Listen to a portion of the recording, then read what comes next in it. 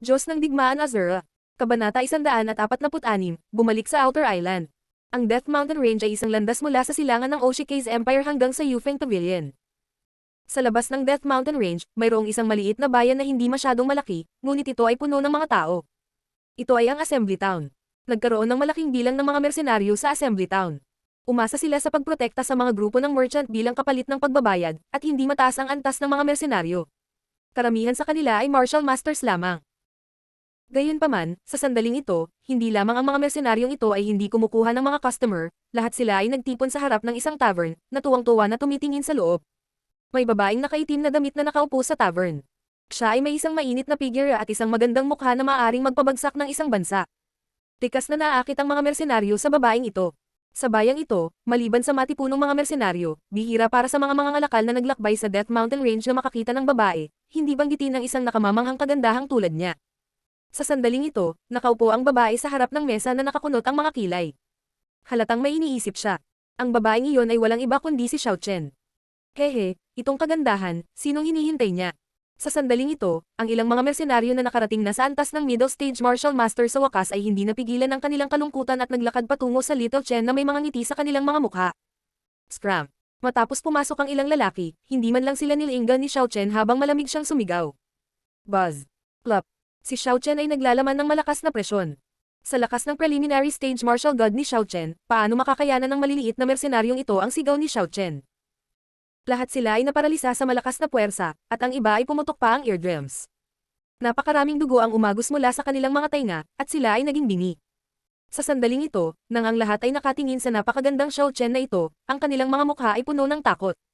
Hinding-hindi nila akalain na ang isang walang katulad na kagandahang tulad ni Xiao Chen ay magkakaroon talaga ng ganitong malupit na lakas. Itong dilag, sino ang hinihintay niya? Ngunit nang tuluyan ng tumahimik si Xiao Chen at ang mga langaw na ito, isang mapanuksong boses ang biglang tumunog sa likod ni Xiao Chen. Matapos marinig ang boses na ito, ang hindi magandang tingnan ni Xiao Chen ay naging mas malamig. Tumayo siya at naghanda para turuan ng leksyon ang lalaki. Kasabay nito, napansin din ng mga nakapaligid na mersenaryo ang lalaking ito at agad na tumingin sa kanya ng may pananabik. Inaasahan nilang makita kung paano siya ipapakita ni Xiao Chen. Ngunit sa sumunod na sandali, nadismaya sila, dahil nang makita ni Xiao Chen ang mukha ng lalaki, hindi lang niya ipinakita ang galit na naisip nila, ngunit ang orihinal na malamig na mukha nito ay naging excited. Ang Xiao Chen ay malugod na bang-abati kay Master. Sa pagtingin sa lalaking nakaitim na damit sa kanyang harapan, si Xiao Chen ay nagmamadaling yumuko at sinabing magalang. At ang lalaking ito ay natural na si Xingju. Sa totoo lang, noong unang pumasok si Xingju sa gathering town na ito, naramdaman niya ang posisyon ni Xiao Chen at agad na sumugod. Naturally, ang eksenang nangyari ay malinaw na narinig ni Xingju, kaya sinadya ni Xingju na asarin si Xiao Chen. Hehe, Xiao Chen, ilang beses ko bang sinabi sa iyo na huwag kang masyadong magalang sa hinaharap? Nang makita ito, nagmamadaling tinulungan ni Xingju si Xiao Chen na tumayo at nakangiting sinabi. Gayunpaman, nang makita kung gaano kalapit si Xingju kay Xiao Chen, ang mga nakapaligid na mersenaryo ay naninibugho lahat kay Xingju. Naisip nila sa kanilang sarili na ang lalaking ito ay napakaswerte sa mga babae. Xiao Chen, bakit hindi mo sinamahan si Elder Kang na pumunta dito? May nangyari ba? Hindi pinansin ni Xingju ang mga tingin ng mga mersenaryo at dumiretso sa paksa. Nahulaan na ni Xingju na kung dumating si Xiao Chen para hanapin siya, tiyak na may nangyari. Oo, matapos marinig ang mga salita ni Xingju, muling naging malungkot ang ekspresyon ni Xiao Chen at bahagyang tumanggo. Hindi ito ang lugar para mag-usap, sumama ka sa akin. Nang makita ito, bahagyang kumunat ang noo ni Xingju. Pagkatapos, sa isang alon ng kanyang manggas, naghalo siya sa espasyo at nawala. Sa pagtingin kay Xingju, na nakahalo sa kalawakan, ang mukha ni Xiao Chen ay puno ng pagtataka. Hindi niya inaasahan na makakarating si Xingju sa martial god realm ng ganoon kabilis. Dapat malaman na gumugol siya ng 100 taon upang maabot ang martial god realm. Gayunpaman, pagkaraan ng ilang sandali, isang masayang ngiti ang lumitaw sa mukha ni Xiao Chen. Pagkatapos, gumalaw ang kanyang figure, at sumunod siya sa likod ni Xingju at humakbang sa kalawakan. Martial, martial, martial, martial god. Gayunpaman, pagkatapos mawala sina Xingju at Xiao Chen, isang boses na puno ng pagkabigla at takot ang biglang umalangaw sa mga natulala ng mga mersenaryo. Sa sandaling ito, talagang nakaramdam sila ng matagal na takot. Ang kagandahang nilalaway nila ay talagang isang tunay na martial god. Sa mga mata ng mga martial masters na tulad nila nakaka-condense pa lang ng kanilang aura ang isang martial god ay parang Diyos na pag-iral. Sa sandaling ito, sa gilid ng burol na hindi kalayuan sa bayan, nakatayo si Xingju habang nasa likod ng kanyang mga kamay. Ang kanyang itim na damit ay lumipad sa hangin, at siya ay mukhang walang pakialam. Sa likod niya, nakatayo si Xiao Chen sa likod ni Xingju na may nag-aalalang mukha. Pagkaraan ng mahabang panahon, dahan-dahang ibinaling ni Xingju ang kanyang ulo at nakangiting sinabi kay Xiao Chen. Xiao Chen, pumunta tayo sa Boundless Sea. Master, pupunta ba talaga tayo sa Boundless Sea? Napakalakas ng mga tao doon, natatakot ako. Pagkatapos marinig ang mga salita ni Xingju, kinabahan si Xiao Chen. Lumabas na pagkatapos umalis ni Xingju sa Netherworld Empire, si Xiao Chen ay naghahanap sa lahat ng dako ng mga bihirang kayamanan na makakatulong kay Xingju na pinuhin ang Soul Essence. Matapos makahanap ng ilang simpleng halamang gamot, mayroon pa ring ilang bagay na napakahalaga at mahirap hanapin. Dahil dito, sinundan ni Kang Lao si Xiao Chen upang hanapin sila. Pagkatapos noon, nakarating silang dalawa sa mga outer islands ng Boundless Sea. Gayunpaman, sa isa sa kanilang paghahanap, nakatagpo talaga sila ng isang grupo ng mga misteryosong tao na nakasuot ng itim na damit. Napakalakas nila, at kahit nasa lakas ni Kang Lao at Xiao Chen, talagang hindi nila sila kalaban. Sa huli, para mailigtas si Xiao Chen, buong lakas silang nilabanan ni Kang Lao, at sa wakas, nakatakas si Xiao Chen. Matapos makatakas, hindi sumuko si Xiao Chen. Sa halip, tahimik siyang nagtanong tungkol sa mga puwersang kinabibilangan ng grupo. Gayunpaman, nalaman ni Xiao Chen na ang organisasyon ay masyadong misteryoso, at hindi niya mahanap ang kanilang punong tanggapan. Sa huli, nalaman na lamang niya na ang organisasyon ay may napakahiwagang pangalan, at iyon ay Shadow of Darkness. Walang magawa, bumalik si Xiao Chen sa Oshikage Empire dahil naramdaman niya na anuman ang mangyari, kailangan pa rin niyang ipaalam kay Xingju ang tungkol sa bagay na ito. Kung hindi, kung may nangyari talaga kay Kang Lao sa hinaharap, tiyak na masisisi siya ni Xingju. Sinabi na ni Xiao Chen kay Xingju ang lahat, at ang sinabi ni Xingju kanina ay ang desisyon ni Xingju. Xiao Chen, huwag kang mag-alala, may paraan ako. Natural na alam ni Xingju kung ano ang inaalala ni Xiao Chen, at agad siyang ngumiti at sinabing, sige. Nang makita ni Xiao Chen ang tiwala ng ngiti ni Xingju, hindi na siya nagsalita pa. Sa puntong ito, wala na siyang ibang paraan. Kung hindi, hindi siya pupunta para hanapin si Xingju.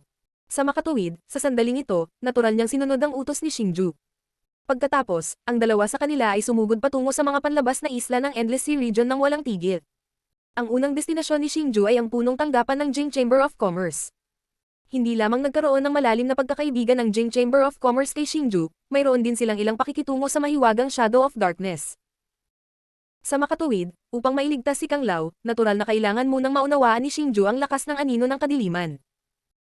Matapos ang halos 3 buwang mahabang paglalakbay sa dagat at lupa, sa wakas ay dumating sina Xingju at Xiao Chen sa punong tanggapan ng Jing Chamber of Commerce. Munting kaibigan na si Xingju, ay, napakabihirang bisita. Matapos malaman na dumating si Xingju sa Jing Chamber of Commerce, puno ng pananabik ang mukha ni Elder Zhu. Masigasig niyang dinala sina Xingju at Xiao Chen sa main hall. Pagkatapos ng mahabang chat, nalaman din ni Xingju na pagkatapos sumali ni Uncle Pan sa labanan, nagsimulang magbago ang buong sitwasyon, at nanalo pa nga sila. Ngayon, si Xu Changqing ay papunta na sa Yufeng Pavilion, habang si Uncle Pan ay bumalik sa headquarters ng Coiling Dragon Union.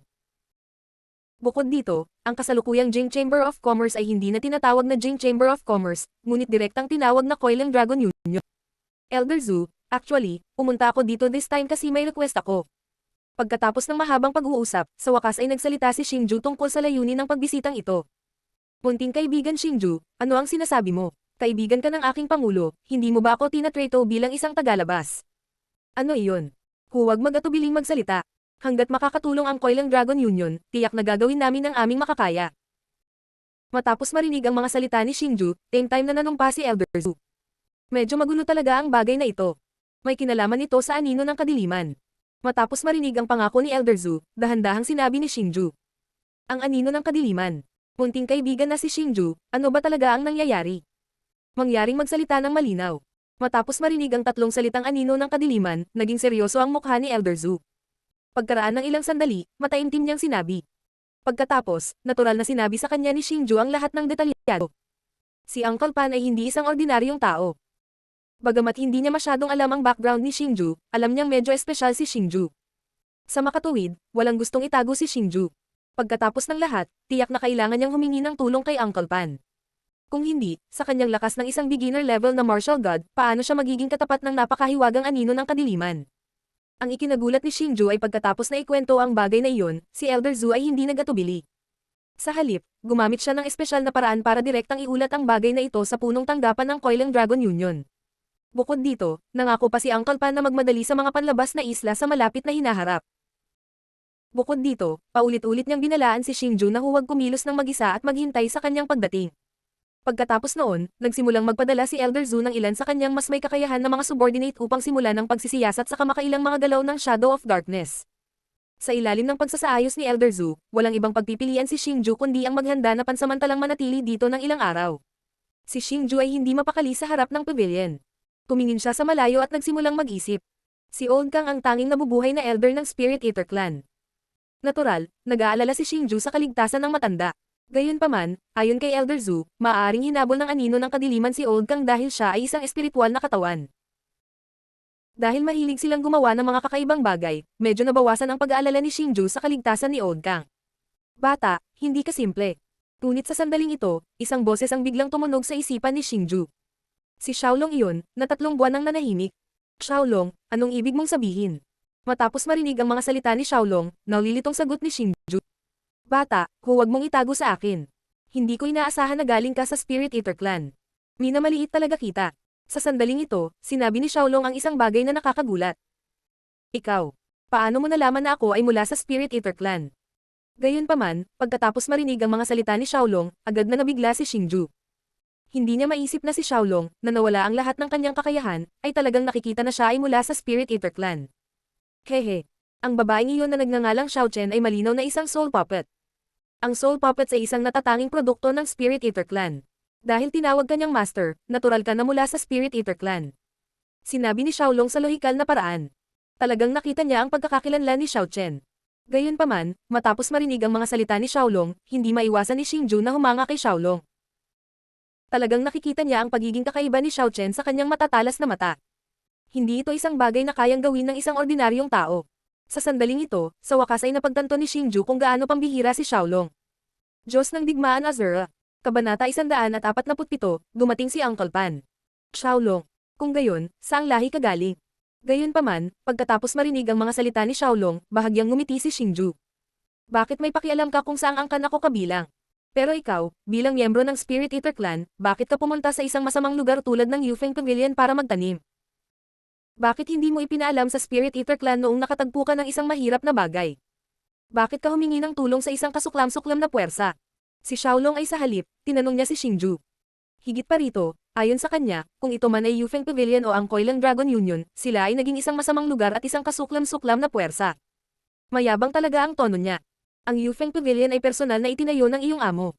Paano mo nasasabi ang mga bagay na iyon tungkol sa Yufeng Pavilion? Napaka-immoral. Xingju ang tanong ni Xiaolong. Sa halip, sumagot siya ng may panunuya. Kung tutuusin, wala pang masyadong alam si Xingju tungkol kay Xiaolong, kaya ayaw niya masyadong malaman ni Xiaolong ang tungkol sa kanya. Totoo iyan. Noong nandyan si Song Yufeng, talagang makapangyarihan ang Yufeng Pavilion. Kahit na ang Spirit Eater Clan, na puno ng mga henyo, ay hindi maglalakas loob na gumawa ng anuman sa Yufeng Pavilion. Dahil iyon kay Song Yufeng na nag-iisa. Ni Xiaolong na itinaas ang tono. Maliwanag, lubos niyang ipinagmamalaki ang posisyon ni Song Yufeng sa Martial Sky Continent noon. Mula dito, makikita na kahit na patuloy na minumura ni Xiaolong si Song Yufeng, hindi naman talaga siya wala ng nararamdaman para sa kanya. Anong klaseng basura ang Yufeng Pavilion ngayon? Ang iyong master, bilang Grand Elder ng Main Pavilion, ay talagang Battle Monarch lang. Mukhang hindi ganoon kalakas ang Pavilion Master. Kung hindi ito isang kasuklam-suklam na puwersa, pagkatapos ano? Si Xiaolong. Ang kanyang mga salita ay puno ng pangungutya. Ang nagparamdam kay Xingju na walang magawa ay talagang kinaladkad niya ang kanyang amo dito. Kung gayon, bakit hindi mo sabihin sa akin kung aling mga kapangyarihan sa Martial Heaven Continent ang maaaring ituring na nasa tuktok? Nang marinig ang mga salita ni Xiaolong, alam ni Xingju na si Xiaolong tiyak na may malalim na pag-unawa sa nangyari sa Martial Heaven Continent noon. Kaya gusto niyang malaman ng ilang bagay. Hehe, brat, wag mong isipin na hindi ko masabi. Sa itsura kasi, parang hindi lang ikaw ang may problema. Parang may problema ang buong Spirit Eater Race. Magsalita ka, tumanggi ba ang Soul Eater Race? Hindi pa rin sinagot ni Xiaolong ang tanong ni Xingju. Sa halip, bigla siyang nagiba ng tono at makahulugang sinabi. Hindi mo kailangang mag-alala tungkol sa ganitong uri ng bagay. Dapat mong alagaan ang iyong sarili. Ang ikinagulat ni Xingju ay nahulaan na ni Xiaolong na ang Soul Eater Race ay tumanggi.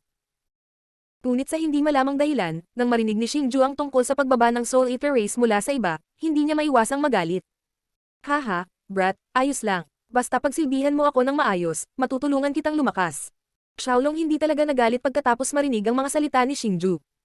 Sa halip, tumawa siya. Maaari mo akong tulungan na maging mas malakas. Kahit natulungan kitang tanggalin ang selyo, ikaw ay isang Battle King lamang. Hindi ka man lang katapat sa aking Panginoon. Paano mo ako tutulungan? Malamig na ngumuso si Xingju. Matapos marinig ang mga salita ni Xiaolong. Ano ang alam mo? Kung hindi dahil sa puot na si Song Yufeng na iyon, paano magkakaroon ng ganoong lakas ang Panginoon na ito? Noon, ang Panginoong ito ay nataranta at nagalit si Xiaolong nang makita niyang minamaliit ni Xingju ang kanyang Panginoon. Noon, ano? Magsalita ka, sinadya siya ni Xingju. Gusto niyang malaman kung gaano kalakas si Xiaolong noon. Kung tutuusin, ang unang Pavilion Master, si Song Yufeng, ay kilala bilang pinakamataas na dalubhasa sa kontinenteng ito. Bilang pinakamahusay na partner ni Song Yufeng, natural na hindi mahina si Xiaolong. Ang kanyang kasalukuyang lakas sa antas ng Battle King ay talagang medyo malayo. Anong silbi ng pakikipag-usap sa isang brat na tulad mo? Maghintay ka hanggang sa matulungan mo ako. Ngunit malamig na umungol ang maliit na dragon. Kahit anong tanong ni Xingju, hindi ito sumagot. Gayunpaman, naunawaan din ni Xingju ang kahulugan sa likod ng mga salita ni Xiaolong. Tila nabuklod na ang bahagi ng lakas ni Xiaolong, at tila matutulungan siya ni Xingju na mabawi ang kanyang lakas. Sa madaling salita, may itatanong si Xiaolong kay Xingju, na isang magandang bagay para kay Xingju. Pagkatapos noon, hindi na nagtanong pa si Xingju. Maaga siyang natulog at tahimik na naghintay sa pagdating ni Uncle Pan. Pagkaraan ng ilang araw, dumating na rin si Uncle Pan, na inaabangan araw-araw ni Xingju. Nang marinig niya ang balita ng pagdating ni Uncle Pan, mabilis na tumakbo si Xingju sa main hall ng Koilang Dragon Association. Sa sandaling ito, sa pangunahing bulwagan ng sangay ng Koilang Dragon Association, isang dominante at kahangahangang nasa katanghaliang gulang na lalaki ang nakaupo sa pangunahing upuan. Ang taong ito ay natural na si Uncle Pan. Sa tabi ni Uncle Pan ay nakatayo si Elder Zhu ng branch at ang iba. Maliban sa kanila, mayroon ding mahigit 20 eksperto na ang lakas ay umabot na sa antas ng Martial God. Ang ilan sa kanila ay umabot na sa antas ng Martial God. Tila pati ang pangulo ng sangay ay bumalik. Tito Pan. Sa sandaling ito, biglang umalangaw ang boses ni Xingju mula sa labas ng main hall.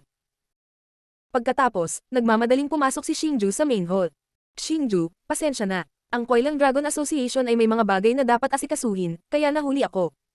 Hindi mo masisisi si Uncle Pan, di ba?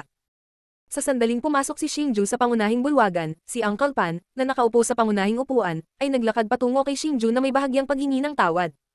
Uncle Pan, ano pong sinasabi mo? Malaki ang pasasalamat ko na handang maglaan ng oras si Uncle Pan sa busy schedule mo para tulungan ako. Nang makita ito, medyo nahihiyang sinabi ni Xingju. Bagamat nakuha na ng Koilang Dragon Association ang huling tagumpay sa digmaan, tiyak na maraming tao ang nawala sa kanila. Sa oras na ito, kapag kailangan nilang patatagin ang sitwasyon, talagang dinala ni Uncle Pan ang mga eksperto ng Koilang Dragon Association upang tulungan si Xingju. Ang ganitong uri ng kabaitan, natural na iuukit ni Xingju sa kanyang puso. Pagkatapos ng maikling palitan ng kasiyahan, umupo silang dalawa sa kanilang mga upuan sa pangunahing bulwagan. Nang makita na ang presidente ng marangal na Koilang Dragon Association ay talagang napakakaibigan kay Xingju, ang mga elder ng Koilang Dragon Association ay tumingin din kay Xingju ng may paggalang. Ang mundong ito ay naging ganito. Hindi mahalaga ang seniority, lakas lang. Iginagalang ang mga malalakas. Ito ang tuntuning bakal ng kontinente ng Chanwo. President Zhu, sabihin sa amin ang tungkol sa Shadow of Darkness sa nakaraan, pati na rin ang kasalukuyang impormasyon. Pagkatapos maupo, direktang tumingin si Uncle Pan kay Elder Zhu, na nakatayo sa gilid. Matapos marinig ang mga salita ni Uncle Pan, si Elder Zhu ay nagmamadali ring pumunta sa gitna ng pangunahing bulwagan at sinabi sa kanya ang tungkol sa Anino ng Kadiliman. Ang Anino ng Kadiliman ay isang sumisikat na paksayon sa Outer Islands nitong mga nakaraang taon. Ang paksayon na ito ay lubhang misteryoso at napakalakas. Palagi silang nakasanayan na gumawa ng mga bagay na lampas sa sentido komon. Sa madaling salita, ito ay lubhang kakaiba. Noon, ang sangay ng Koilang Dragon Association's Outer Islands ay nagkaroon ng conflict sa Shadow of Darkness. Gayunpaman, nauwi ito sa kabiguan. Sa labanang iyon, naunawaan din namin na dapat mayroong Battle King expert sa Shadow of Darkness. At saka, dapat mayroong napakaraming martial gods. Dahan-daang ipinaliwanag ni Elder Zhu ang nauugnay na impormasyon tungkol sa Anino ng Kadiliman. Matapos marinig ito, lahat ng naroroon ay mahigpit na nagsalubong ng kanilang mga kilay. Battle King. Maging ang kanilang Koilang Dragon Association ay mayroon lamang 2 ganoong eksperto. Ito ay hindi inaasahan na ang tumataas na paksayon sa Outer Islands ay talagang may mga ganitong eksperto. Kung ang Anino ng Kadiliman ay pumasok sa Inner Islands, hindi ba't ang balanse sa pagitan ng ilang malalaking paksayon sa Endless Sea Region ay masisira? Elder Zhu, nahanap mo na ba ang lokasyon ng headquarters ng Shadow of Darkness? Sa sandaling ito, nagtanong si Xingju. Para kay Xingju, ang pinakamahalagang bagay ay ang iligtas si Uncle Pan sa lalong madaling panahon. Ang Shadow of Darkness ay napakaingat na gumagawa ng mga bagay. Madalas silang kumukuha ng mga hindi kaakibat na eksperto mula sa Outer Islands para magtrabaho para sa kanila na may mataas na sweldo. Gumagamit din sila ng ibang mga pangalan bilang mga disguise, kaya napakahirap hanapin ang kanilang punong tanggapan. Gayunpaman, pagkatapos ng ilang araw ng pagsisiyasat, natuklasan namin na mayroong isang grupo ng mga kahina-hinalang tao na kumikilos sa kanlurang bahagi ng Outer Islands. Pinaghihinalaan namin na malamang na ito ay ang paggawa ng Shadow of Darkness. Gayunpaman, dahil sa katotohanan na ang Pangulo ay hindi pa dumarating, hindi namin pinalo ang damo at inalerto sila. Dahan-daang sabi muli ni Elder Zhu. Tito Pan, may plano ako, pero hindi ako sigurado kung gagana. Matapos marinig ang paliwanag ni Elder Zhu, biglang nagkaroon ng ideya si Xingju, at dahan-dahan niyang sinabi kay Uncle Pan.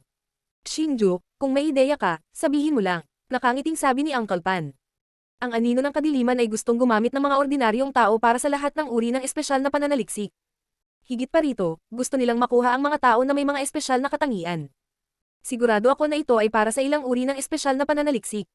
Nagkataon na ang aking espiritual na lakas ay medyo espesyal, kaya sigurado akong makakaakit ito ng interes nila. Sa makatuwid, sa tingin ko ay maaari kong gamitin ang aking sarili bilang pain para mahuli nila. Pagkapasok ko sa kanilang punong tanggapan, gagamit ako ng isang anteng-anteng sa komunikasyon upang ipaalam sa lahat. Sa oras na iyon, magtutulungan tayo at maalis ang salot na ito sa isang pagbagsak. Sumisilip. Nang makitang pumayag si Uncle Pan, naglakad si Xingju sa gitna ng bulwagan at dahan-dahang nagpahayag ng kanyang ideya. Pagkatapos niyang magsalita, hindi niya maiwasang ilibat ang tingin sa mga tao. Matapos marinig ang mga salita ni Xingju, lahat ay tumango. Malinaw, nadama nila na ang ideya ni Xingju ay mas magagawa. Xingju, masyadong delikado ang pamamaraang ito. Paano kung direktang patayin ka nila? Sa pagkakataong ito, marami na akong dinala na eksperto mula sa Coiling Dragon Union, kaya hindi ako natatakot sa anino ng kadiliman.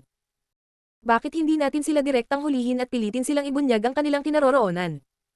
Sa oras na iyon, maaari na lang natin silang salakayin ng puwersa. Gayunpaman, sa gitna ng karamihan, mayroong isang tao na hindi sumang-ayon sa ideya ni Xingju. Ang taong iyon ay si Uncle Pan. Bagamat sumangayon ang lahat, ang mga tao mula sa Coiling Dragon Union ay hindi nang ahas na magsabi ng anuman dahil hindi pumayag ang kanilang amo. Uncle Pan, medyo espesyal ang anino ng kadiliman. Natatakot ako na hindi ito magagawa na pilitin sila. Bukod dito, hindi na madaling malaman ang kanilang mga galaw. Kaya naman, pakiramdam ko ay dapat nating gamitin ng husto ang pagkakataong ito. Bukod dito, mayroon pa akong ilang life-saving trump card. Kapag dumating ang panganib, natural na hindi ako uupo at maghihintay sa kamatayan. Natural na alam ni Xingju na sinasabi ito ni Uncle Pan para sa kanyang kapakanan. Gayunpaman, ayaw niyang palampasin ang pagkakataong iligtas si Elder Kang dahil dito. Sa sandaling ito, si Elder Zhu ay nag-ipon ng kanyang lakas ng loob at humakbang pasulong upang sabihin, sa pagtugon sa Pangulo, nararamdaman ko rin na ang pamamaraan ng batang kaibigang si Xingju ay magagawa. Upang harapin ang isang pambihirang puwersa tulad ng anino ng kadiliman, kailangan nating gumamit ng mga pambihirang pamamaraan. Nang makitang mapilit si Xingju, walang magawa si Uncle Pan na umiling. Gayunpaman, pumayag pa rin siya. Dahil iyon ang kaso, kung gayon ay sige. Gayunpaman, dapat kang mag-ingat. Nang makita ito, hindi lang si Xingju ang nagpahayag ng nakaka-relax na ekspresyon. Maging ang mga miyembro ng Coiling Dragon Guild ay nagpakita ng nakaka-relax na ekspresyon. Ano man ang mangyari, sa wakas ay nagkaroon na sila ng paunang plano para harapin ang anino ng kadiliman. Diyos ng Digmaan Azura. Kabanata 148, Dr. Fan. Matapos mapagpasyahan ang bagay, hindi nag-atubili si Xingju at walang tigil na pumunta sa address na ibinigay ni Elder Zhu. Para naman kay Uncle Pan at sa iba pa, nanatili sila sa headquarters ng Coiling Dragon Association at hinintay na ilabas ni Xingju ang Communication Talisman. Ang destinasyon ni Xingju sa pagkakataong ito ay isang maliit na bayan na tinatawag na bayan ng Qingshan. Sa nakalipas na buwan, sunod-sunod na kakaibang bagay ang nangyari sa maliit na bayan na ito. Iyon ay, ang mga bata sa bayan ay madalas na nawawala at pagkatapos ay biglang ibabalik pagkaraan ng ilang araw. Gayunpaman, nang bumalik ang mga batang ito, nagkaroon ng malaking pagbabago. Hindi lamang nila nakilala ang kanilang mga magulang, ngunit ang kanilang mga personalidad ay naging abnormal na marahas. Bukod dito, sila ay napakalakas at kahit na ang mga matatanda ay hindi nila katugma. Gayunpaman, ang mga taong bayan na hindi nakakita ng mundo ay inisip na ang mga bata ay may kakaibang sakit at hindi alam na ito ay dulot ng iba. Ang kakaibang fenomeno na ito ay katulad ng naranasan ni Xingju at ng iba pa sa Tianqi Island. Gayunpaman, sa kabutihang palad, ang Tianqi Island ay gumamit pa rin ng mga matatanda upang magsagawa ng mga eksperimento, ngunit sa pagkakataong ito, sila ay nag-eksperimento sa mga bata. Sobra talaga ito. Sa makatuwid, sa sandaling ito, naramdaman ni Xingju na kailangang ganap na alisin ang kakaibang puwersang anino ng kadiliman. Kung hindi, kung unti-unti silang lumalakas sa hinaharap, maaari silang gumawa ng higit pang mga kasuklam-suklam na bagay. Wah. Pagkatapos ng ilang araw ng pagmamadali, sa wakas ay nakarating si Xingju sa bayan ng Qingshan. Nang pumasok si Xingju sa bayan ng Qingshan, narinig niya ang patuloy na pag-iyak ng mga bata na nagmumula sa bayan. Ang ganitong uri ng pag-iyak ay lubhang nakakatakot at nakakaramdam ng hindi komportable sa mga tao. Malamang, ito ay sanhi ng mga bata na na-violate at hindi nakayanan ang sakit ng kanilang mga katawan. Xiao Qiang, huwag kang Sa sandaling ito, natuklasan ni Xingju na may isang grupo ng mga tao sa hindi kalayuan sa kanyang harapan. Sa gitna ng karamihan, may malungkot na sigaw ng isang matanda. Nang makita ito, nagmamadaling lumapit si Xingju. Xiao Qiang, huwag mong takutin si Lolo. Nang lumakad si Xingju sa karamihan, natuklasan niya na may isang matandang maputi ang buhok sa karamihan. Sa sandaling ito, ang matanda ay nakaupong paralisado sa lupa, walang tigil na umiiyak. Sa kanyang mga bisig ay isang maliit na batang lalaki na halos 5 taong gulang pa lamang. Sa sandaling ito, walang tigil na kumikibot ang katawan ng batang lalaki, at patuloy na lumalabas ang puting bula sa kanyang bibig. Si Xiao Qiang ay namamatay. Bakit wala pa si Dr. Fan? Si Xiao Qiang ang buhay ni Master Zhao. Kung mamatay si Xiao Qiang, ano ang mangyayari kay Master Zhao? Sai, nakakaawa. Sa pagtingin sa naghihingalong ipis sa kanilang harapan, ang mga taong nakapaligid sa bayan ay nagsimulang huminga ng walang magawa. Nagkaroon ng ilang trahedya tulad nito sa nakalipas na buwan, ngunit sa tuwing mangyayari ito, ang mga taong bayan ay nakadarama ng dalamhati. Sir, tingnan ko. Sa sandaling ito, masasabi ni Xingju na ang batang lalaki na nagngangalang Xiao Qiang ay malamang na inatake ng anino ng kadiliman. Sa kabutihang palad, si Xingju ay may tableta na makapagpapakalma ng isipan. Marahil ay makakatulong ito kay Xiao Qiang. Kung gayon, guguluhin kita. Nang makitang may handang magpagamot sa kanyang apo, bahagyang nagpapasalamat ang matanda. Bagamat hindi niya kilala si Xingju, sa oras na ito, hanggat may kislap ng pag-asa, susubukan niya ito. Kaagad, lumapit si Xingju sa tabi ng bata at dahan-daang itinapat ang tableta sa bibig ni Xiao Qiang. Pagkatapos, gumamit siya ng banayad na puwersa upang itulak ang tableta sa tiyan ni Xiao Qiang, upang maayos nitong matuno ang tableta. Matapos makapasok ang tableta sa kanyang tiyan, nagsimulang maglabas ng mahinang liwanag ang katawan ni Xiao Qiang. Sa ilalim ng liwanag na ito, nagsimulang bumalik sa dati nitong malambot na kulay ang medyo lila niyang labi, at bumalik din sa normal ang nanginginig niyang katawan. Pagkaraan ng ilang sandali, si Xiao Qiang talagang dahan-daang iminulat ang kanyang nakapikit na mga mata, tumingin sa matandang nasa harapan niya, at sinabi sa medyo malabo na boses, Lolo. Xiao Qiang, kilala mo si Lolo. Ang galing. Ang galing. Nakita nila na si Xiao Qiang sa totoo lang nagkamalay na siya, lalo pang umiyak ang matanda. Ang mukha niyang puno ng kulubat ay masasabing punong-puno ng lumang luha. Himala doktor, himala doktor. Matapos makita iyon Xiao Qiang talagang nakabawi, ang mga taga-nayon na orihinal na nagdududa kay Xingju ay tumingin lahat kay Xingju nang may pasasalamat. Little brother, isa ka talagang miracle doctor. Sa oras na ito, pinalibutan ng lahat ng mga taga-nayon si Xingju at patuloy na pinupuri si Xingju, na ginagawang hindi komportable si Xingju. Lolo Zhao, kumusta si Xiao Qiang? Sa oras na ito, biglang dumating ang boses ng isang lalaki mula sa karamihan. Pagtingin nila, nakita nila ang isang binata na nakadamit tulad ng isang iskolar, may dalang kahon ng gamot na gawa sa kahoy, palabas mula sa karamihan. Ang Dr. Fan, nandito ka na. Si Xiao Qiang ay gumaling na. Ang nakababatang kapatid na iyon ang nagpagaling kay Xiao Qiang. Pagkapakita ng lalaki, nagmamadaling sinabi ng mga taga-baryo sa gilid sa medyo may edad na. Sa hitsura nito, tila mahal na mahal nila ang lalaking ito na tinatawag na Dr. Fan. Oh, doktor din itong kuya. Matapos marinig ang mga salita ng mga taga-nayon, sumimangot ang lalaking tinatawag na Dr. Shen, at pagkatapos ay maingat na sukatin si Xingju sa kanyang harapan, tinanong niya si Xingju na may ngiti sa kanyang mukha. Medyo. Bilang tugon sa tanong ng lalaki, bahagyang ngumiti si Xingju at walang pakialam na sumagot. Dahil sa sandaling ito, natuklasan ni Xingju na ang Dr. Fan na ito ay talagang isang malakas na high-grade martial master. Bagamat sinasadya niyang itago ang kanyang aura, paano ito makakatakas sa mga mata ni Xingju? Isang malakas na high-grade martial master ang nagtalaga ng kanyang sarili sa bayang ito bilang isang doktor upang gamutin ang mga tao. Ito ay masyadong mapangahas, kaya sa sandaling ito, si Xingju ay nagsimula ng maghinala na ang Dr. Fan na ito ay malamang na isang tao mula sa anino ng kadiliman. Pagkatapos noon, sa paanyaya ni Lolo Zhao, dumating si Xingju sa kanyang tahanan bilang panauhin, at higit sa lahat ay gustong gamitin ni Xingju ang pagkakataong ito upang maunawaan ang kasalukuyang sitwasyon sa bayan upang makapag-formulate siya ng mga hakbang. Gayunpaman, ang dahilan kung bakit walang magawa si Xingju ay hindi niya alam kung sino ang nagpakalat ng balita ng napakabilis. Pagkarating ni Xingju sa tahanan ni Lolo Zhao, isang malaking bilang ng mga taong bayan ang talagang dumating upang hilingin kay Xingju na tumulong sa pagpapagaling ng kanilang mga anak. Nang makita ang mga bata na nakagapos ng mga lubad ng abaka, medyo naantig ang puso ni Xingju. Pagkatapos, walang pagpipilian si Xingju kundi maging mabuting tao at inumin ang kanyang tableta. Sa kabutihang palad, ang tableta ay isang mababang uri lamang na tableta, at ito ay pangunahing ginagamit upang pakalmeyan ang nerbiyos, kaya para sa kasalukuyang Xingju, ang tabletang ito ay walang silbi. Sa sandaling ito, itinuring niya ito bilang isang benepisyo sa mga tao. At ang ikinatuwa ni Xingju ay matapos uminom ng tableta ang tila mga baliw na bata, talagang nanambalik ang kanilang katinoan na parang mga ipis. Ang mga taong bayan ay nagsimulang magpasalamat kay Xingju ng sunod-sunod, at nagdala pa sila ng malaking bilang ng mga regalo. Gayunpaman, ang mga Reg Along iyon ay hindi talaga interesado kay Xingju, at sa halip, maginhawa niyang ibinigay ito kay Lolo Zhao bilang pabor.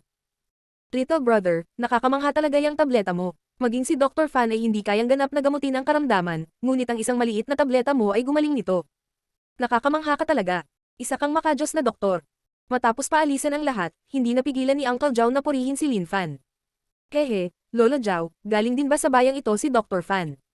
Bilang tugon sa papuri ni Lolo Zhao, bahagyang ngumiti si Xingju, at nagtanong tungkol sa background ni Dr. Fan. Gustong malaman ni Xingju kung totoo ang kanyang hinala. Nako, Dr. Fan, si Dr. Fan ay hindi taga-bayang ito. Nabalitaan niyang may kakaibang karamdaman ang mga anak ng bayan, kaya espesyal siyang pumunta para tumulong sa paggamot sa kanila. Katulad mo si Dr. Fan, pareho silang napakabuting tao. Matapat din si Lolo Zhao, at ikinwento niya ang kwento ni Dr. Fan ng detalyado, at ang kanyang mga salita ay tila may halong matinding pasasalamat. Halatang nalinlang siya ng mapagkunwari na hitsura ni Dr. Fan. Ha, talagang mabuting tao. Matapos marinig ang mga salita ni Lolo Zhao, bahagyang ngumiti si Xingju. Sa sandaling ito, halos nakatitiyak si Xingju na si Dr. Fan ay mula sa anino ng kadiliman, at siya dapat ang may kasalanan na naging sanhi ng mga batang ito na maging ganito. Ngayon, pinagmamasdan niya ang mga bata sa ngalan ng pagtrato sa kanila. Pagkatapos noon, tinanong ni Xingju si Lolo Zhao tungkol sa ilang bagay, at nalaman niya na sa bayang ito, may mga batang misteryosong nawawala halos araw-araw, at babalik sila sa bahay ng wala pang 3 araw, ngunit halos lahat ng mga bata na bumalik ay naging ganito. Ang unang plano ni Xingju ay tahimik na maghintay sa bayan ng ilang araw, naghihintay na kumilos muli si Dr. Fan. Kapag dumating ang oras na iyon, diretso niya itong huhulihin, at pagkatapos ay gagamit ng isang espesyal na paraan upang mahuli ang isang malaking isda sa pamamagitan niya. Ngunit ang hindi nagawa ni Xingju ay pagkaraan ng ilang araw ng kanyang pagdating, wala ng mga kaso ng nawawalang mga bata. Gayunpaman, natuklasan ni Xingju na sa loob ng ilang araw na ito, palaging may isang misteryosong tao na nagmamasid sa kanya, at nang maramdaman niya kung sino ang taong iyon, hindi maiwasan ni Xingju na maging masaya. Nang maglaon, nagbago ang isip ni Xingju, at hindi na naghintay ng kuneho na lumapit sa kanya. Sa halip, pinili niyang umalis sa bayan, at nang siya ay umalis, ipinakalat niya ang balita na siya ay aalis, upang malaman ng ilang tao. Kaya noong umalis si Xingju, talagang masigla. Halos lahat ng mga taong bayan ay lumabas upang makita si Xingju, ang kanilang dakilang benefactor, at binigyan siya ng maraming regalo, ngunit ang mga bagay na iyon ay walang silbi kay Xingju, kaya natural, hindi niya ito tinanggap. Matapos maglakad palabas ng bayan si Xingju, naramdaman niya ang isang figure na tahimik na sumusunod sa kanya. Sa sandaling ito, alam ni Xingju na ang taong iyon ay tiyak na si Dr. Fan, kaya sa sandaling ito, mapapatunayan din ni Xingju na ang Dr. Zhao na ito ay dapat na mula sa Shadow of Darkness. Sa katunayan, sa loob ng ilang araw na ito, sadyang inihayag ni Xingju na umaasa siya sa isang espesyal na Soul Force upang gamutin ang mga sakit. Kahit na ang Soul Force na ito ay medyo hindi pamilyar sa mga taong bayan, ito ay talagang napakasensitibo sa mga tao mula sa anino ng kadiliman. Ang kailangang gawin ni Xingju sa sandaling ito ay tahimik na hintayin ang mga tao mula sa anino ng kadiliman na kumilos sa kanya. Sige, lumabas ka na. Sa sandaling ito, biglang huminto si Xingju, tumalikod, at sumigaw sa abnormal na tahimik at desyerto na landas sa likod niya. Haha, hindi ka talaga simple. Oo nga, pagkaraan ng ilang sandali, isang lalaking may masamang ekspresyon ang lumabas mula sa likod ng isang malaking puno, at ito ay ang hypocrite, Dr. Fan. Dahil alam mong hindi ako simple, naglakas loob ka pa ring sundan ako. Hindi kaya nililigawan mo si kamatayan.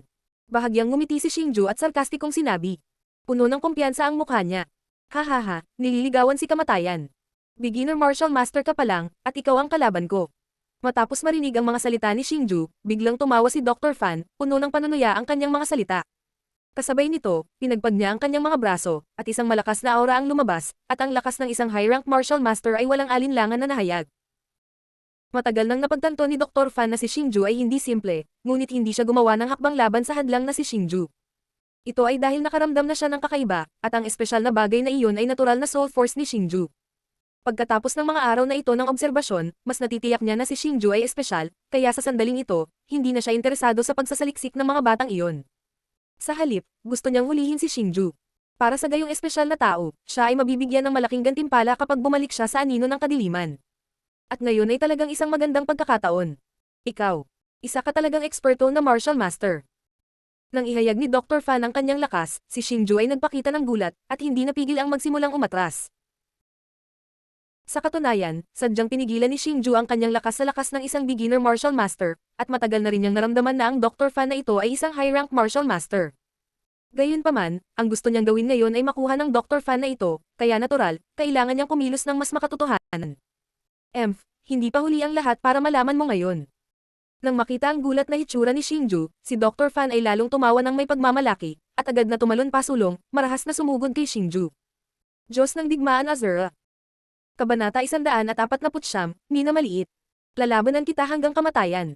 Nang makita ito, nagmamadaling isinaaktibo ni Xingju ang chi ng martial arts sa kanyang katawan, na nagkukunwaring gusto niyang makipaglaban hanggang kamatayan kay Dr. Fan. Bang! Uchi! Ngunit sa sandaling ito, dumating na ang pag-atake ni Dr. Fan. Isang malakas na martial energy ang mabangis na bumagsak sa dibdib ni Xingju, na naging sanhi ng pagluwa ni Xingju ng isang subo ng sariwang dugo. Lumipad siya sa malayo at nahimete. Sobra mo talaga ang iyong sarili. Tumingin si Dr. Fan kay Xingju, na natambo sa kanyang pag-atake, at ngumiti sa kasiyahan. Gayunpaman, hindi niya alam na ang kanyang pag-atake ay hindi nagdulot ng anumang pinsala kay Xingju. Ang subo ng sariwang dugo ay dulot ng kanyang sariling pagkasira. Kung alam ni Dr. Fan ang tungkol dito, malamang na makahanap siya ng isang piraso ng tofu at magpapakamatay. Matapos maknockout si Xingju, naglabas si Dr. Fan ng isang itim na bag at inilagay si Xingju sa loob. Ang bag na ito ay gawa sa mga espesyal na materyales at napakatibay.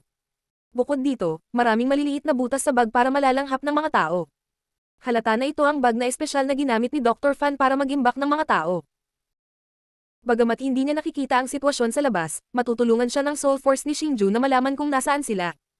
Malinaw na naramdaman ni Xingju na unang dinala siya ni Dr. Fan sa maliit na bayan, pagkatapos ay bumili ng beast carriage at nagsimulang tumakbo. Sa sandaling ito, si Xingju ay nasa sako, nakangiti ng buong pagmamalaki. Ito ay dahil si Dr. Fan ay halatang nakuha ang pain. Inaasahan niya ang lokasyon ng pugad ng Dark Shadow, at kung ano ang hitsura nito. Sa walang patid na pagmamadali na ito, makalipas ang isang linggo, sa wakas ay huminto ang beast carriage. Nang mailabas si Xingju sa beast carriage, narinig niya ang kaluskos ng hangin sa labas. Walang bakas ng buhay sa paligid, at kitang-kita na ito ay isang tiwangwang na lugar. Dagandong. Matapos buhatin ni Dr. Fan si Xingju saglit, bigla siyang tumigil. Pagkatapos, nakarinig si Xingju ng dumadagandong na tunog sa paligid. May mekanismo pala sa lugar na ito. Hindi nakapagtataka na walang mahanap ang pugad ng Dark Shadow. Napakalihim pala.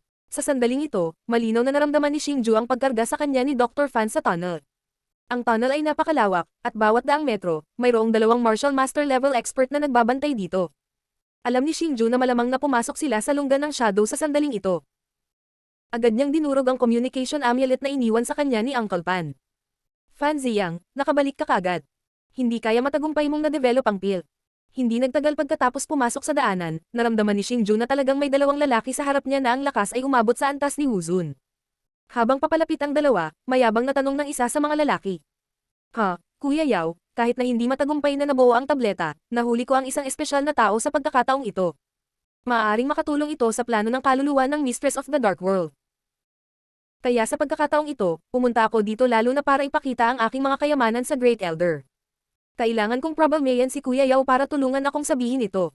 Si Dr. Fan ay nagmamadaling ngumiti ng pilyo at magalang na sinabi.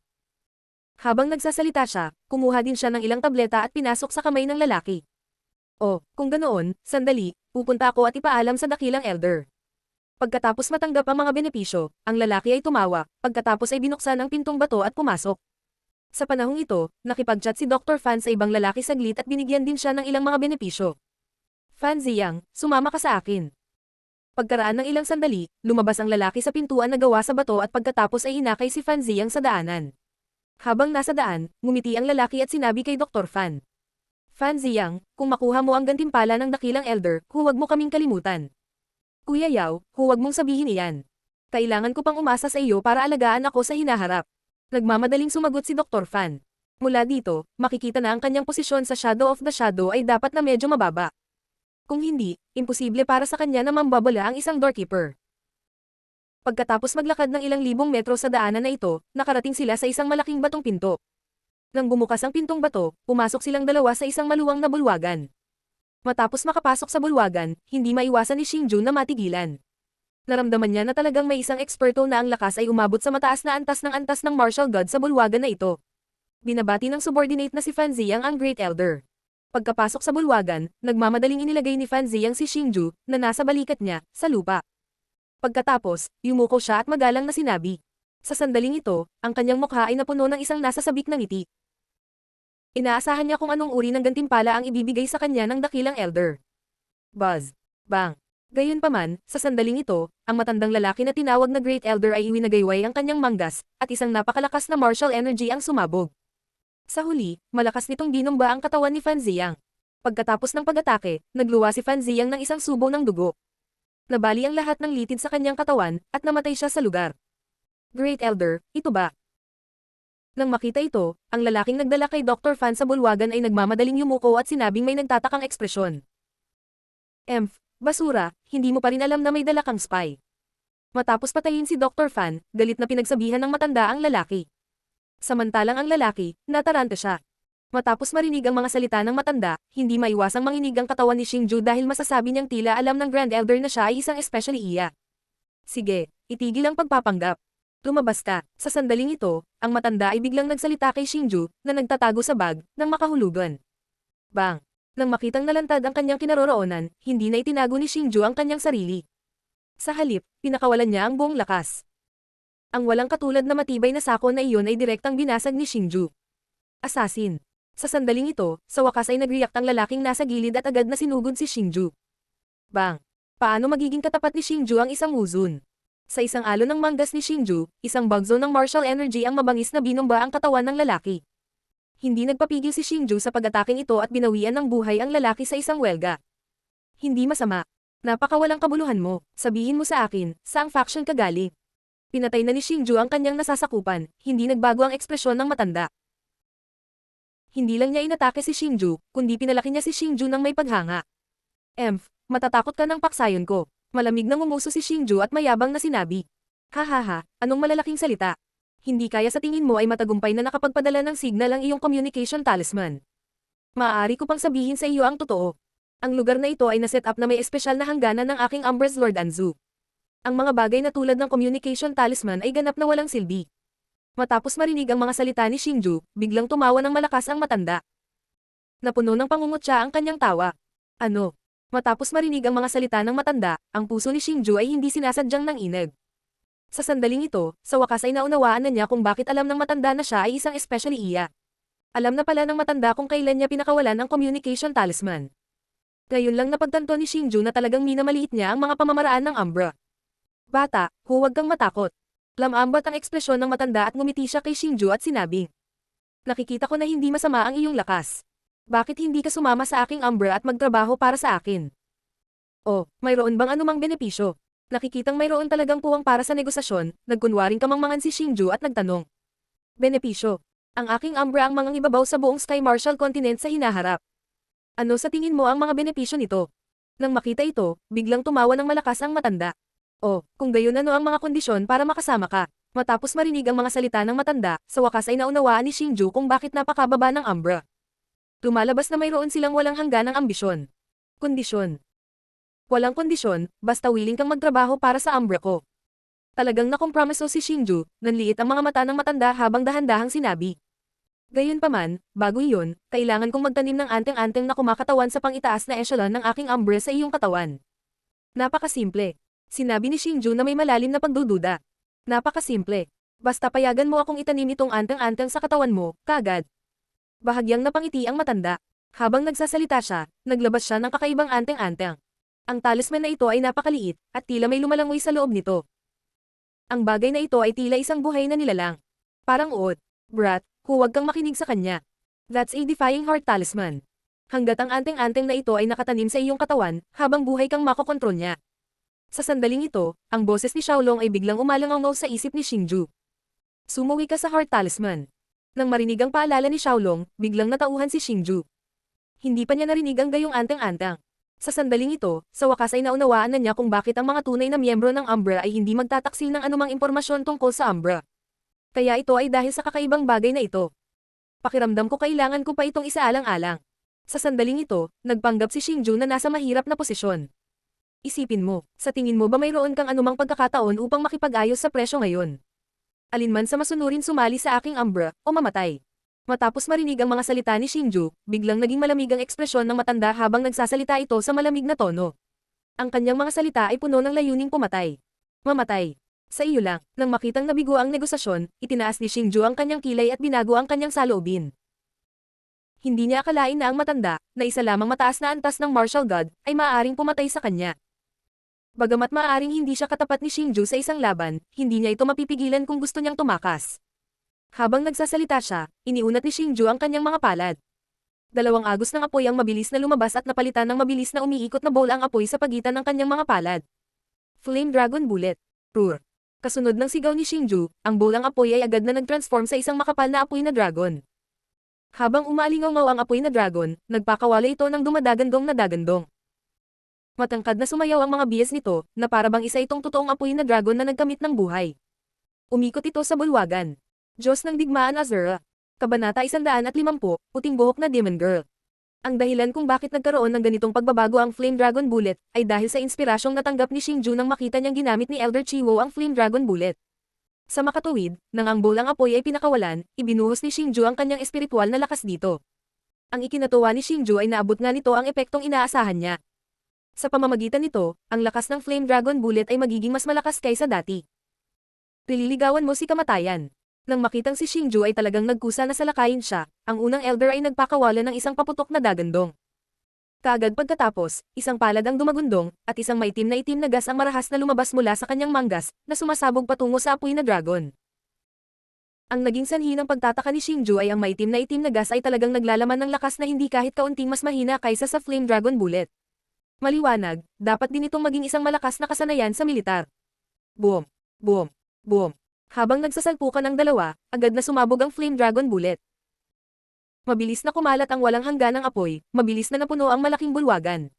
Sa sandaling ito, lumipad ang mga spark sa lahat ng direksyon sa loob ng malaking bulwagan, at nagsimula ring kumalat ang isang nakakapasong temperatura. Buzz! Nang makita ito, iwinagayway ng matanda ang kanyang manggas, at isang malakas na puwersa ang marahas na lumabas.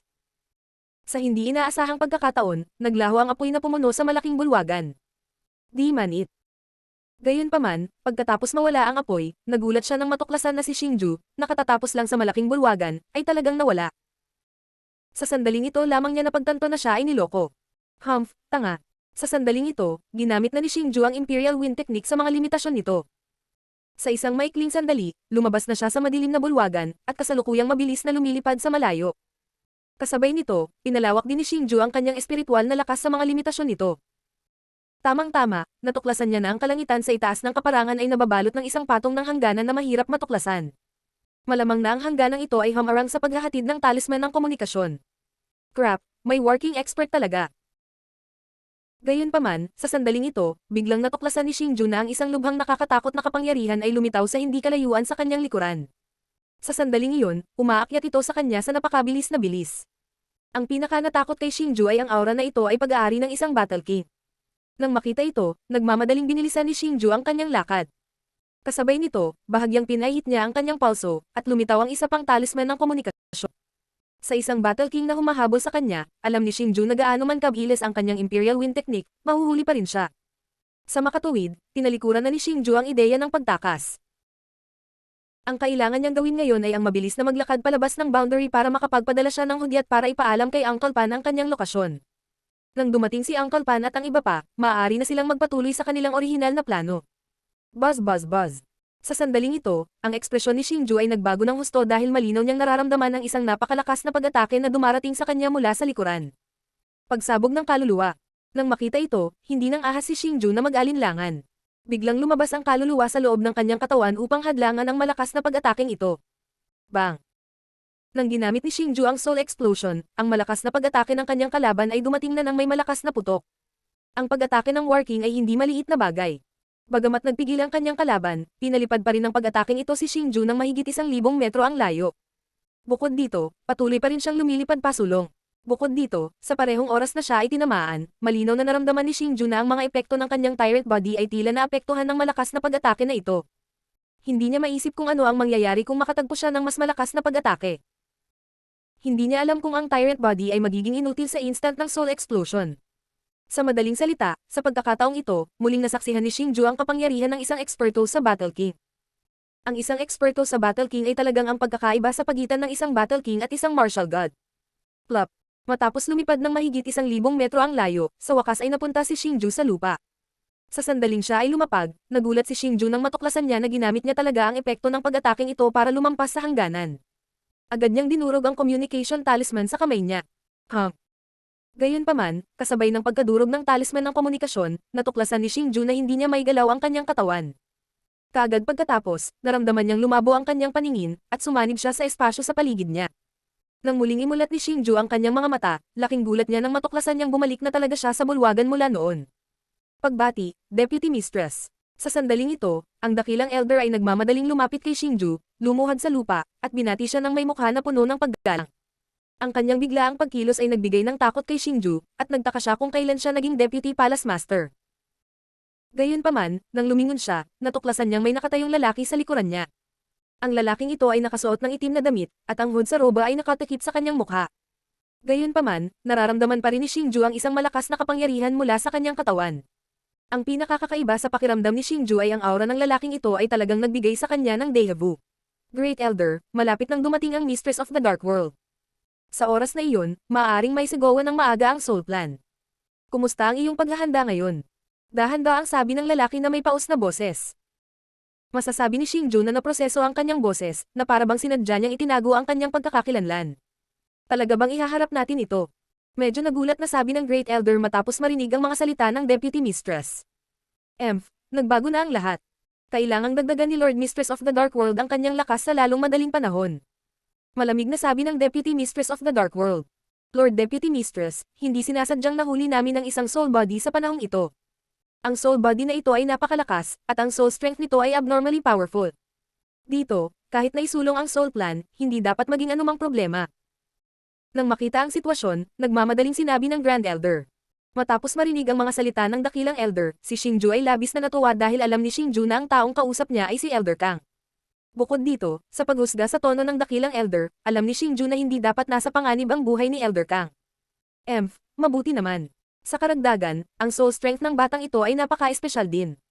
Ngayon pa lang, maaari na talaga siyang umasa sa soul strength para madagdagan ang kanyang lakas. Medyo abnormal ito. I-lock mo siya kasama ang puting buhok na demonyo. Kapag dumating si Lord Mistress of the Dark World sa hinaharap, hayaan mong personal na pag-aralan ni Lord Anzu silang dalawa.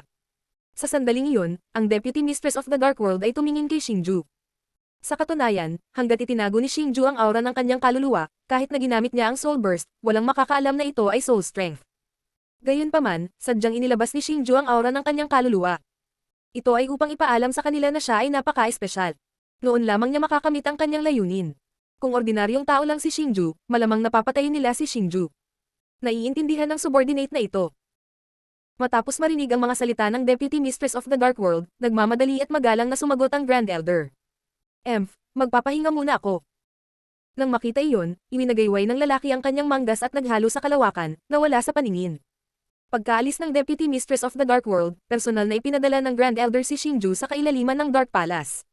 Matapos dumaan sa isang serye ng masalimuot na mga daanan, si Xingju ay ikinulong sa isang napaka-espesyal na lugar. Ito ay talagang isang selda ng bilangguan na nilikha ng isang hangganan. Dahil madilim ang hangganan ng selda ng bilangguan, masasabing sobrang dilim ang selda ng bilangguan. Masasabing hindi man lang makita ng isa ang sarili nilang mga daliri. Medyo nakakatakot. Hoy, Xiaolong, ano sa tingin mo ang dapat nating gawin ngayon? May ideya ka ba? Pakinggan ko ito. Pagkaalis ng Grand Elder, tumabi si Xingju at tinawag si Xiaolong. Ngunit ang ikinagalit ni Xingju ay si Xiaolong talagang nagpanggap na mute sa oras na ito. Kahit anong tanong ni Xingju, hindi sumagot si Xiaolong. Kalimutan mo na, alam kong hindi ka makakatulong. Nang makita iyon, walang magawang nagreklamo si Xingju. Pagkatapos, sinindihan ni Xingju ang isang magaan na anteng-anteng upang maipaliwanag ang selda ng bilangguan dahil ayaw ni Xingju na manirahan sa isang madilim na lugar. Ay nako. Ngunit matapos lumiwanag ang magaan na anteng-anteng, nabigla si Xingju nang matuklasan na may isang babaeng maputi ang buhok na nakasuot ng puting damit na nakaskwat sa sulok ng selda ng bilangguan. Sa mga sandaling ito, nakaskwat ang dalaga sa sulok. Ang mahaba niyang puting buhok ay humakbang pababa, na nagmistulang babaeng multo. Ito ay masasabing lubhang nakakatakot. Maging si Xingju ay nabigla sa kanya. Pasensya na, tinakot kita. Matapos marinig ang sigaw ni Xingju, nagsalita ang babae. Ngunit ang ikinagulat ni Xingju ay ang boses ng babae ay talagang napakasarap pakinggan. May kahinahunan sa tamis, at may pagkamahiyain sa kahinahunan. Pinapayapa nito ang mga tao. Ayos lang, ayos lang. At sa sandaling ito, biglang napagtanto ni Xingju na ang babaeng ito ay maaring ang white-haired witch na binanggit ng Deputy of the Dark Forces. Ang makulong sa ganoong lugar ng Deputy of the Dark Forces, nangangahulugan ito na talagang hindi simple ang babaeng ito. Kaya, hindi masyadong nagsalita si Xingju sa kanya, ngunit pinanatili ang kanyang pagbabantay. Matapos manatili sa selda ng ilang sandali, biglang nakaramdam ng kaunting gutom si Xingju. Kaagad, naglabas ng pagkain si Xingju at naghanda sa paglubog ng kanyang sarili. Meow. Meow. Ngunit nang malapit ng kumain si Xingju, biglang nagmula sa katawan ng dalaga ang tunog ng isang kuting. Matapos marinig ang tunog na ito, mas nabigla si Xingju. Agad naman niyang nilinggan ang dalaga na may pagtataka. Sa sandaling ito, talagang nag-aalinlangan siya kung tao ba ang babaeng ito, dahil masyadong magkapareho ang tunog ng pusa nito. Little Bai. Huwag kang bastos. Gayunpaman, sa sandaling ito, muling umalangaw ang matamis na boses ng dalaga. Higit pa rito, ang kanyang makatarungan at malajid na mga kamay, na inilagay sa harap ng kanyang dibdib, ay nagsimulang dahan-daang dumausdes. Noon lamang napagtanto ni Xingju na mayroon talagang puting-kuting sa kanyang yakap. Marami pa akong pagkain dito, halika at kumain na tayo. Nang makita ito, muling nakaramdam ng simpatiya si Xingju sa kanyang puso, at pagkatapos ay sinabi sa kanya ng nakangiti. Talaga. Matapos marinig ang mga salita ni Xingju, dahan-dahang inangat ng dalaga ang kanyang ulo. Sa sandaling ito, sa wakas ay nahayag na kay Xingju ang hitsura ng dalaga. Ang batang babae ay may isang pares ng malaki at puno ng tubig na mga mata. Maputi ang kanyang mga mata, at napakaganda. Nagbigay sila ng isang walang katulad na dalisay na pakiramdam. Bukod dito, napakaganda rin ng maliit na mukha ng dalaga. Ang kanyang katanji tanging ilong na katugma ng kanyang pink at malambot na cherry mouth ay masasabing isang walang katulad na kagandahan, na nagbibigay sa mga tao ng pakiramdam na gustong umibig sa kanya. Oo naman, halika at kumain sa amin. Matapos makita ang hitsura ng binibini, ganap na binitawan ni Xingju ang kanyang pagbabantay laban sa binibini. Ang mga mata daw ay ang bintana ng lupa. Ang maaliwalas na mga mata ng dalaga ay nagparamdam kay Xingju na siya ay talagang hindi isang bisyo na tao. Sa kabaligtaran, dapat siyang maging isang napakabait na tao.